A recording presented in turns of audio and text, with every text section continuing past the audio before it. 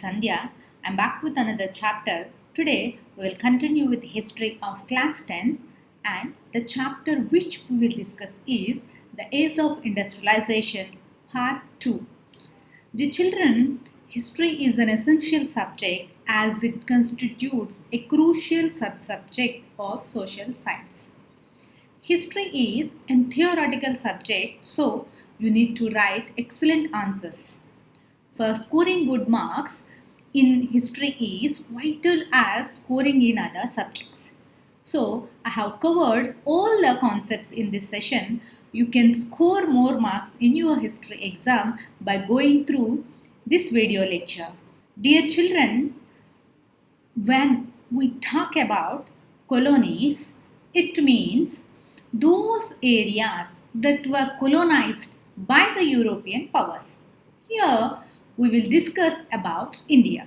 India was a colony of Britain.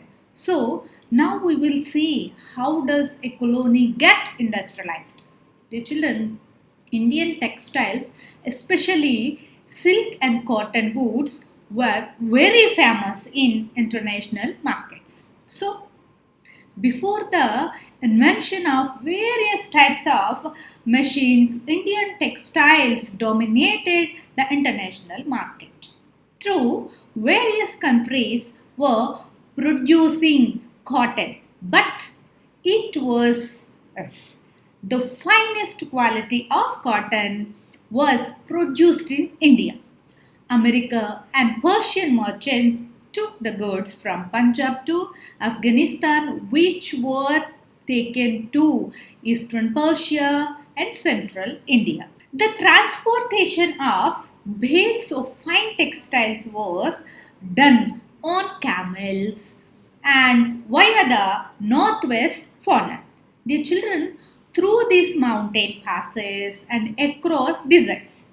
On the other hand, it was also exported through sea routes of Surat and Gujarat and to the Gulf and Red Sea coast and Machilipatnam on the Coromandel coast and Hooghly in Bengal had trade links with Southeast Asian port. Dear children, various Indian merchants were involved the whole process of export trade. For example, the financing production, carrying goods and supplying exports. The children, there were supply merchants who linked the port towns to the inland regions. The children, they used to give advances to the weavers and proceed woven clothes from weaving villages. Dear children, next they would carry the supply to the ports at the port.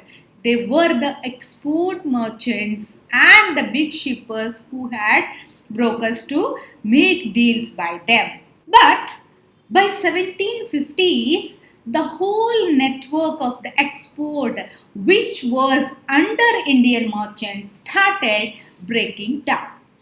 It was so because the European companies had now arrived at the scene.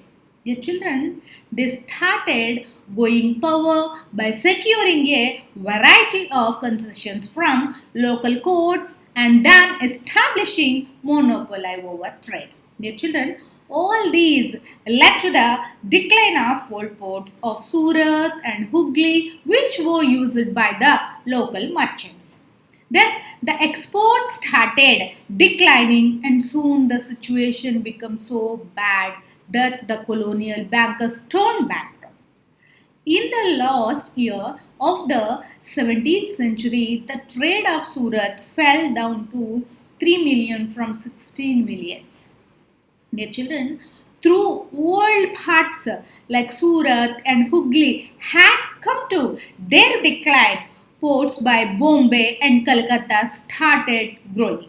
This shift was a clear sign of growth of the colonial power.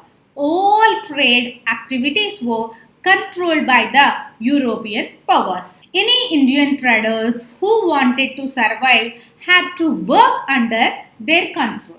When all these changes were taking place, there were some more changes that took place in the lives of weavers and artisans.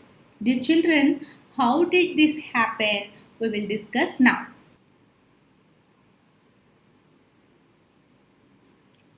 Today's our topic, the age of industrialization, part 2. Dear children, let us discuss about what happened to weavers. The East India Company was able to have a good grip over India after 1760s, but this did not affect the weavers of our country. Dear children, in the beginning, the British cotton industry had not grown. So, the demand of Indian textiles was high in the international market. Therefore, Britishers initially focused only on expanding textile export from India. Then the company was able to gain political powers over Bengal and Carnatic in the 1760s and 1770s. But before this, the East India Company was facing great difficulty in ensuring on uninterrupted supply of goods for export. Dear children, it was so because at that time there were so many other European companies which were present with the same intentions, such as the French, Dutch, Portuguese, and even the local traders. So here we can say that there was a great competition among the buyers, whereas it was a golden period for the weavers, and the supply merchants as they could earn best price for their products. During these days, the company officials had to send letters to London and describing their difficulty of supply and high price of the goods. And soon the company was able to establish its political control over the areas. This led to the practice of monopoly by the company for particular trade. It developed a system in which it could the competition, control cost, and ensure the regular supply of textiles. All these things were done in a continuous process. Few steps were, we will discuss this now.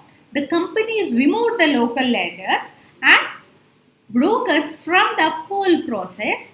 They established direct contact with the owner, and a paid servant known as Gumasta was appointed to supervise and collect supplies and examine the quality of the cloth. And the company also made this rule that the company weavers will not contact any other buyer.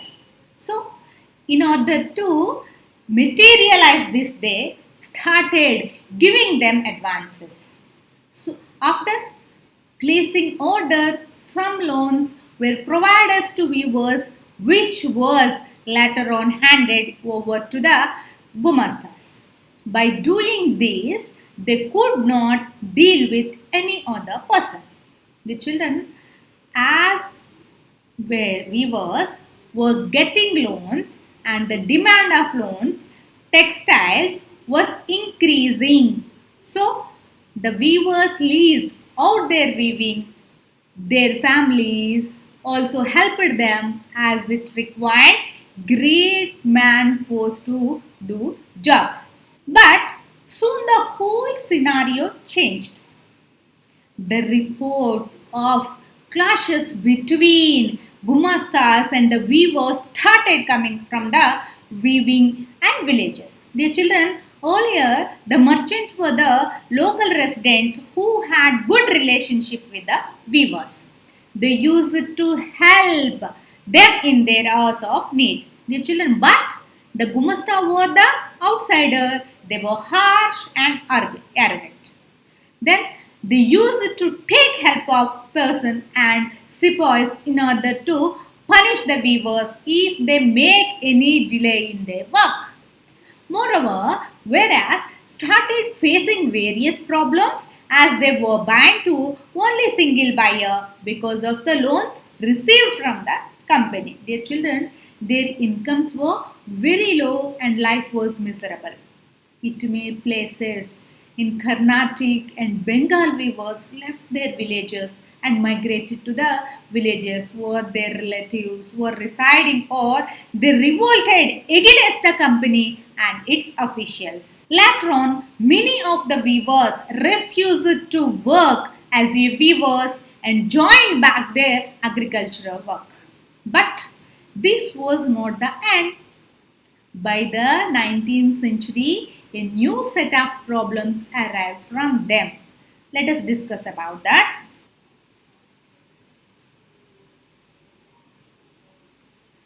It is said that Henry Purton who was a company official in 1772, declared that demand of Indian textiles will never reduce, but later on it was found that Indian exports declined. In 1811 to 12, India's share in the trade was 33%, which reduced to 3% in 1850s to 51. Dear children, it is said that Henry, who was a company official in 1772, declared that demand of Indian textiles will never reduce, but later on it was found that Indian exports declined. In 1811 to 12, India's share exports trade was 33%, which reduced to 3% in 1850s to 51. So, the question arises, why did this happen, isn't it? And what were its implications? Let us discuss about that. With the growth of cotton industries in England, the industrialists there started worrying about the import which could offer their trade. So, they pursued the government to impose import duties on cotton textiles. This would help them to sell Manchester goods easily without any competition. On the other hand, the industries also requested East India Company to sell Manchester textile in India. The children, this led to the increase of British export. So, during 1850s, due to an increase in trade of British cotton, the Indian textile started declining, and this led to the decline of the Indian weavers. The children, by 1860s, a new problem was waiting to come for the Indian weavers. What is that? The problem was the lack of supply of raw cotton. When the Civil War broke in America, which was a huge supplier of raw cotton. So, the Britishers now turned towards India for supply of raw cotton. This led to an increase in the price of raw material cotton in India. Buying cotton at a high price was not a profitable venture of them. Not only this, a new problem come in front of them in the front of factories. Dear children, all this made it difficult for them to survive. But by 1850s, cotton price goods constituted over 31% of the value of Indian import, and by the 1870s, this figure was over 50%. Dear children, but cotton weavers in India then faced two problems at the same time. The export market collapsed and the local market shrank and being halted with Manchester imports. Then let us discuss about factory schema, how the first cotton mill in Bombay came into being in the year 1854. Let us discuss about that factory schema, please.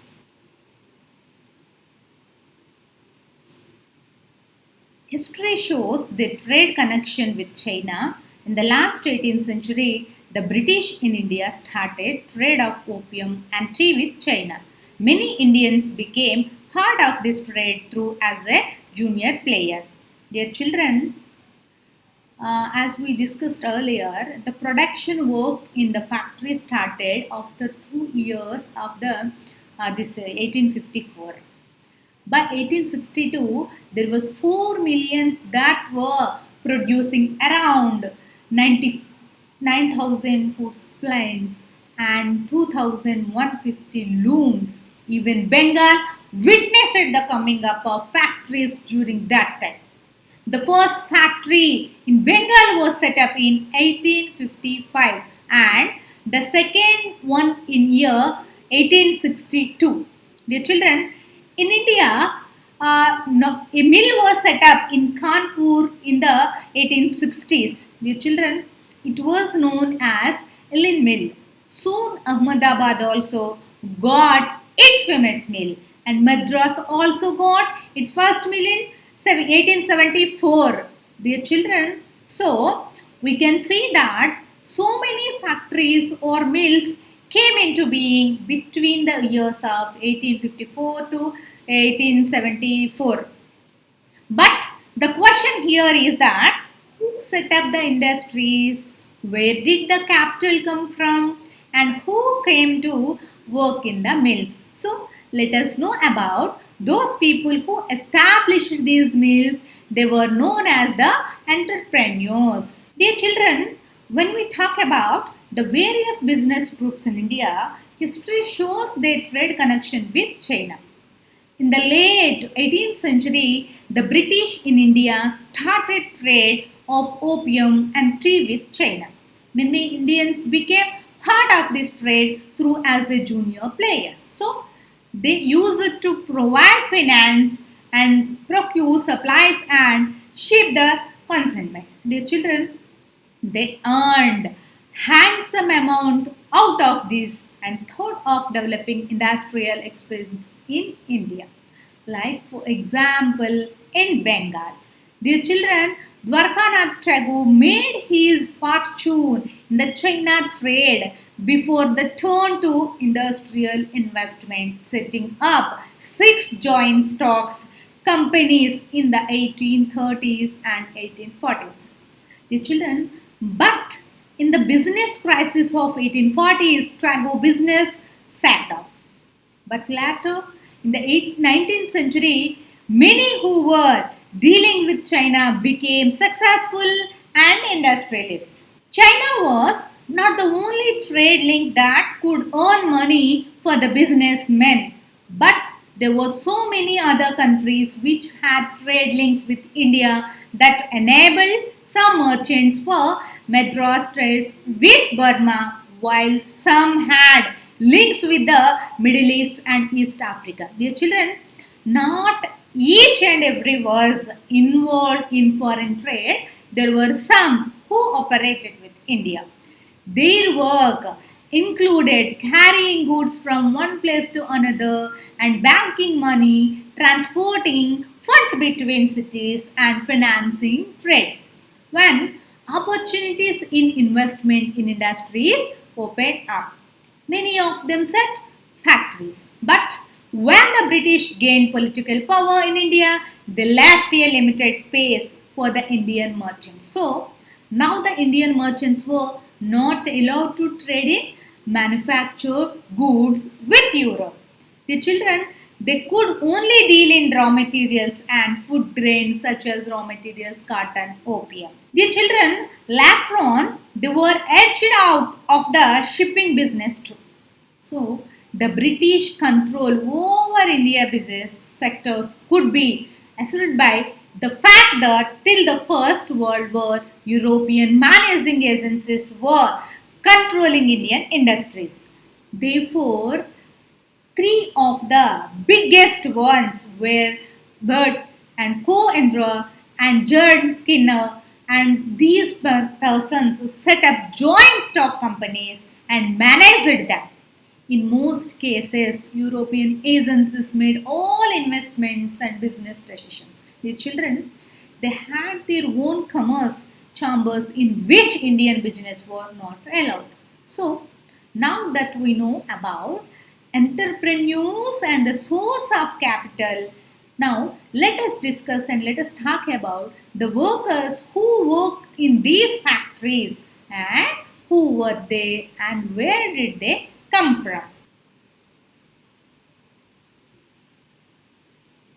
Most of the workers were supplied by Ratnagiri district and workers in the Kanpur mill were from villages within Kanpur district. Generally, the villagers moved between village and the city, returning to their village homes during harvest and festivals. Dear children, where did the workers came from? As we all know that when factories are set up, they need workers to carry all the activities in the factories, isn't it? With the expansion of factories, this demand increased. In 1901, there were workers in Indian factories. By 1946, the numbers were increased. The children, all these workers were generally those who were resident of the nearby district where these factories were set up. So, if we talk about Bombay cotton industries in 1911, most of the workers cotton industries were supplied by Ratnagiri district and workers in the Kanpur mill were from villages within Kanpur district. And generally, the villagers moved between villages and cities and returning to their villages homes during the harvesting time. Dear children, so whenever a new about a job opening came to the workers, they used to travel long distances in search of work. Dear children, getting a job was not an easy task for them. Through number of mills were coming up, but the number of job seekers was more. Apart from this, one more problem was that it was not easy to get a job in the mill. Why? Because the mill owners used to assign jobbers for this task. The children, a jobber was some trusted worker who generally used to favor his known for jobs. He got people from his village and showed them jobs and helped them to settle in the city and provided them money in times of cities. Their children, the jobber therefore became a person with some authority and power. And very soon they gained an authority and acquired some status. Here they started taking gifts and money from those who wanted to take a job in the mills. Till now, we have come to know about how factories were set up in India. Now we will talk about the growth of industries in India.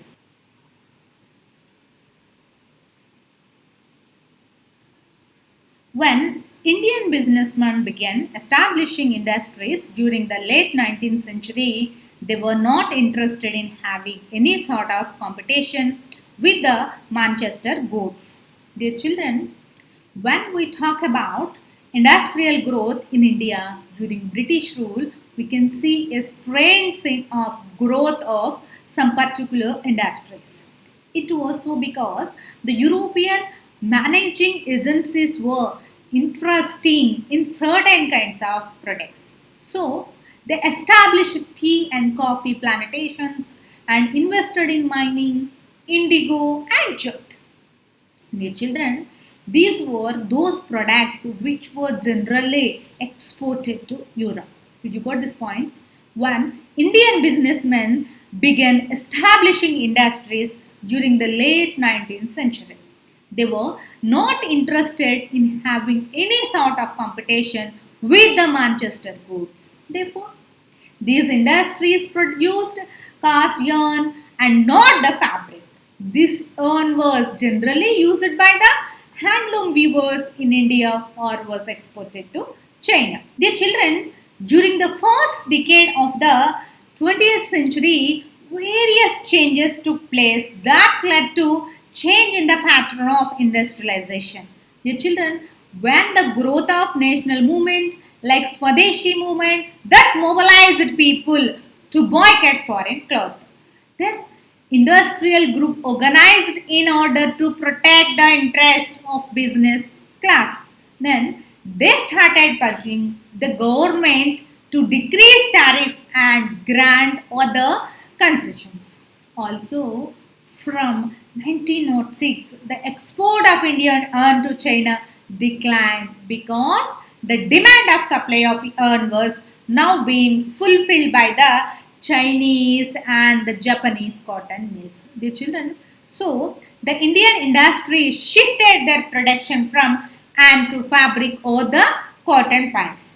This led to the doubling up of the goods production between 19 to 1912. Dear children, through Indian industries were on the path of growth, but it was slow up till the First World War. The war created a new situation. A British mill were occupied with the production of war related to goods, the imports from the children Manchester's to India would decline. This served as a great opportunity for growth of the Indian industries. As the war continued for a long time, Indian factories were called to supply war needs such as just bags, army uniforms. So now factories were set up and old ones ran in multiple shifts. More and more workers were hired.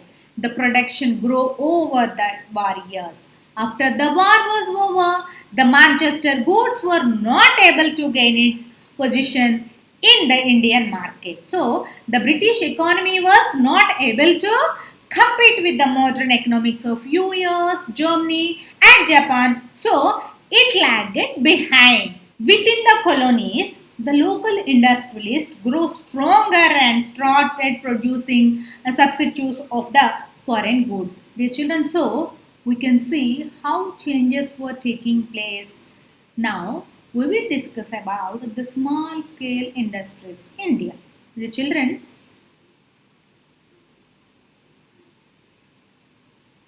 over the rest of the country, small scale production continued to predominate. A very small number of industrial workers were working in registered factories. In 1912, it was 5%, and in 1931, it was 10%. Dear children, through we can see how industries were shifting their production pattern, which led to their growth.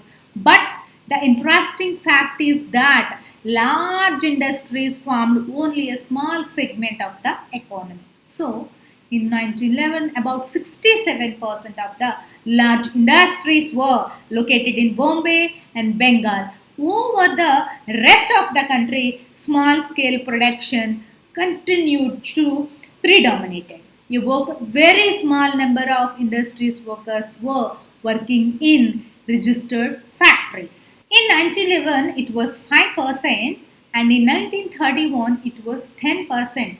The rest were working either in small workshops or the household units located in Alice and Balloons. Dear children, if we talk about the handloom and handicraft industries, these industries grew in the 20th century. Through cheap thread made with machines wiped out the spin industry, the handloom industry was able to survive. Through these were some hardships too for the weavers. So, in the 20th century, a nice growth was seen in the handloom industry as it grew. It's their times between 1900 to 1940s. The children. So now the question arises as to how did the handloom industry grow, isn't it? Let us discuss about that. Well, half of the credit goes to the fact that handicraft artisans adopted new technologies. Then this led them to increase production without increasing their cost of production. So, by the 20th century, weavers started using looms with their flash shirts. Till 1941, over 35% of handlooms were having fly shuttles. In regions like Madras, Mysore, Bengal, the ratio was 70 to 80%. There were some other inventions too that helped in increasing production by the weavers. Dear children, some of the weavers, due to their better positions, were able to survive that competition with mill industries. Then, amongst time, some products cost cloth. This type of cloth was generally purchased by the poor people and it has fluctuating demand. It was so because during the famines or bad harvests, these people didn't have enough money to purchase the cloth. On the other hand, there were some other weavers who used it to produce the fine cloth which was brought by the rich Indians. Dear children, famines did not affect the demand of finer cloth such as Benarsi or Barampuri saris. Moreover, mill could not copy the specialized weavers, saris with woven borders, or the famous lungis and handkerchiefs of Madras demanded the market and were not displaced by mill production. So, weavers and other crafts people who continued to carry with the expansion of their work were not able to prosper. These people had to face a number of hardships. Generally, all the family members had to work. Till now, we have discussed how industrialization started in Britain and then in India. We also discussed about the miserable life of laborers that started there due to the invention of machines or due to imperialism. But later on, things changed a bit, and colonized countries also saw a rise in the local industries and their production levels. Now, the question arises were these products were sold and were there are any marketing strategies? Let us discuss about that. When the industrialization in India was at its budding stage, there also we see the use of advertisements play a vital role in generating the demands of the products. Dear children, we have already discussed about the British establishing control over the Indian market and also about the resistance of Indian weavers and traders and industrialists who demanded tariff protection and how they made their own way to generate market space for their product. Now, we will discuss about how the industrialists persuaded customers to buy the new products and produce it by them. Dear children, one way to create customer for your products was to advertise the products, isn't it? As we all know that advertisements make products appear necessary. The advertisements focused on preparing the minds of people for their products and creating new demands, isn't it right? Today, we can find advertisements almost everywhere in the newspapers, televisions, and streets and magazines, etc. Am I right? But if we talk about the past, when the industrialization in India was at its budding stage, there also we see that uses of advertisements play a vital role in generating the demand for the products. The children, Manchester industrially started this by using labels on their cloth bundles. The main aim to put band labels was to make the customer familiar with the name of the company. Therefore, a label written as mode in Manchester was put on the bundles which ensure the customer of the quality of the cloth that would make him confident in buying the cloth. The labels used for advertisements not only carried words and text, they also had images on them which could tell how collective or some manufacturers were. Dear children, images of Indian gods and goddesses were generally used to attract the customers. These images of like Krishna or Saraswati were used to make the foreign Manchester uppers somewhat familiar to the Indian people. The children, by the late 19th century, the use of calendars for advertisements began. Manufacturers started printing calendars which could be hung in the homes, offices, and middle classes appointments. In these calendars, too, one can see use of Indian god figure. Observe here, just like images of God, images of important persons, kings, or nawabs were also used. These images give you a message that if you respect your king, then you should respect the product too. Moreover, it was a sign of quality, assurance too, because the product was shown as the choice of king, which means that the product was of good quality. On the other hand, when Indian manufacturers advertised for their products, the message was clear that if you are a true nationalist, you should buy Indian products. Then advertisements mobilized the ideas of nationalists or Swadeshis.